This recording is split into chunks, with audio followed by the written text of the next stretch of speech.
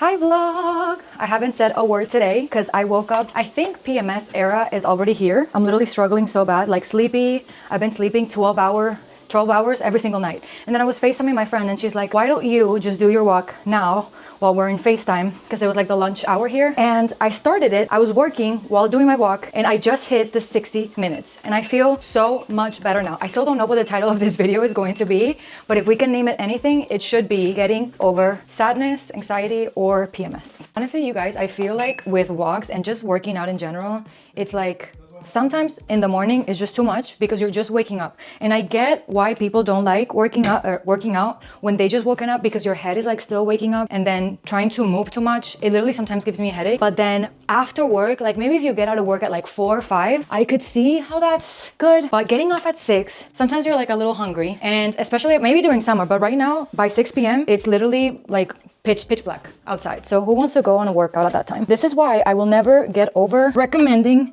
this walking pad. I used to think it was a trend. It's not a trend. Everyone needs it, especially if you work from home or even in an office space. I feel like employers should provide this for all of us.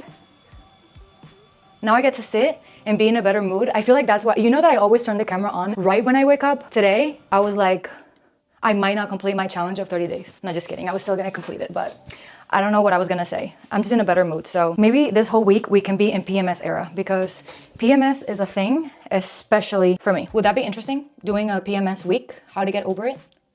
Let me know. I feel like one of the main things when managing PMS, it's also the food that you eat. I know that the cravings are heavy, and before I would listen to all my cravings, and if I wanted ice cream, I would eat it. If I wanted burgers and fries, I would eat it. I feel like now, that was more in my 20s. Now, if I'm craving something so bad, I'll probably have a little bit, but I try to really be like mindful of the food that I'm eating, because I really notice the difference when I eat, you know, like higher sodium, higher fat foods, plus the bloatness already from the period and all that, versus when I eat like foods that are better on the digestion, and then they help you go to the bathroom and they like help improve the symptoms instead of like making it worse. Really, you guys, I feel like food is medicine. So in our 30s, we are bringing healthy habits. I'm eating now some oranges, and I'm gonna read it off. Is there a source? Take this with a grain of salt. Look it up on your own. Vitamin C supports immune system, which helps with fatigue, which I get a lot. It contains magnesium and calcium that can ease cramps and reduce muscle tension. Hydration, cucumbers, celery, like all those foods high in water are so good when like struggling with PMS. And apparently also mood boosting, because it has vitamin B6, which can help with mood swings and irritability. Look it up on your own. This is just what I found on Google. Even if all that is not true, which I'm pretty sure vitamin C is actually accurate, it just helps like keep you full and not adding like extra fat and all that stuff, but keeping it like very natural. Whole foods, you guys. Whole foods. You guys, you know what I forgot? Wait, remember how I showed you that this was the perfect like little lighting that I love in my room? When that lighting hits in my room, it's literally the best time. Okay, I didn't take, remember the other day I showed you there's like a little pill I take to make, that has dim, that makes just like the hormones better? This is it, in case you want to screenshot it. It helps with mood so much. Hormonal balance support, energy support, supports collagen regeneration, metabolism support, and then liquid retention. That doesn't show anymore here, but it has something that like helps with liquid retention. Oh, I'm also gonna take my gummies for biotin. Also, I came here because there's cookies. So I am about to have a cookie. Bananas are really good for period though. So if you have those, you might want to go for those. But you know what? Sometimes the heart just needs a little cookies, you guys. Literally, what is going on? Okay, so these, they bought at Costco. And my favorites, I mean, I did finish my favorite ones already. But these are pretty good too. These are my favorite ones. This is the one that I'm eating now. Butter cookies are delicious. Okay, fine. I'll have 2 cookies. I'll have 2 cookies. It's okay.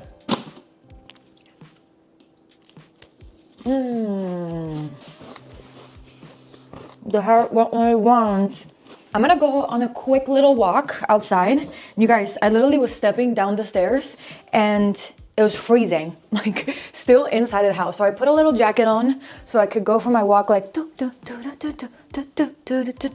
For walks, I usually do, let's put the glasses on. Some glasses. Then I'm gonna take little keys, a little keys. Juan always takes my keys. It's not even my keys, it's like our kids.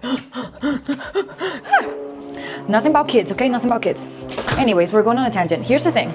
I'm gonna tell you something. There's like two things I want to say, but I'm gonna start with, since this video apparently we've kind of made it about the period and walks and all that, I'm gonna continue to go down that line. I'm gonna tell you something. When you have your period, it sucks. Like, especially the girlies and the women who actually feel it. I know that there's people out there that really like their periods don't even affect them. So I don't think you would be watching this video if that was you, because I'm probably gonna title this video something about PMS. And I honestly used to dislike so much talking about like PMS and like period and all those things, because I feel like it could be perceived as like complaining or like negative, but it's not even negative. Like, it's like one. I'm sure some of the things I've discovered just like by trying on my own, or like even researching on Google, like it's something that people already figured out. So if I give you a tip that could help you out, that to me is like everything. Also, I don't know if I mentioned this earlier on the video, but I remember I used to follow this girl. She was a wellness girl, and she would say, like, she obviously had her own business and stuff, and she was like, before I used to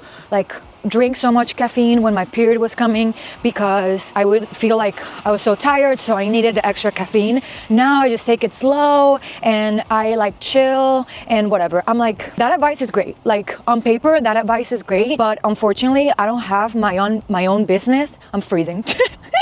I don't have my own business, so I kind of need the coffee to get me through the day. Like, I don't have the privilege at this moment. I have a lot of privileges, and I have the privilege of having a job, but I need to work. Like, back in 2023 when my period got so bad because I had taken out my birth control. Ooh, I'm freezing. You guys, literally, I don't know if my mic is being covered by the jacket, so hold on, let me change it. So when the period had gotten like really bad, I was taking from work literally like 3 days off every single month. For like 3 months I did that until I literally ended up in the ER from the pain. And I was like, okay, maybe in a different point of my life I'll be able to do that, but this is not that era, you know? So at that time when I saw this girl saying that, I remember, like, obviously her advice is good, and like for people who can do that, it's a great advice, but it's just like something that I remember when I saw it back then, I felt so sad because I wanted to do that, like maybe take less caffeine and schedule my day like in a better way and just do less work so I could sleep more.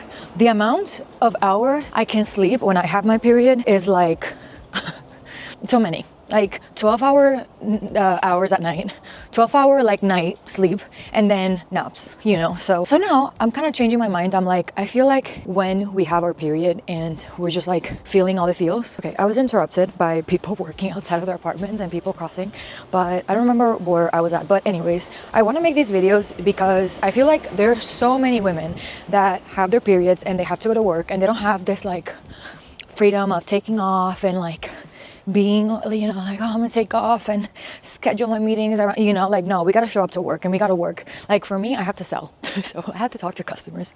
You guys, the one way I know that my period is coming is because every little sound starts to bother me so much. I get so irritable.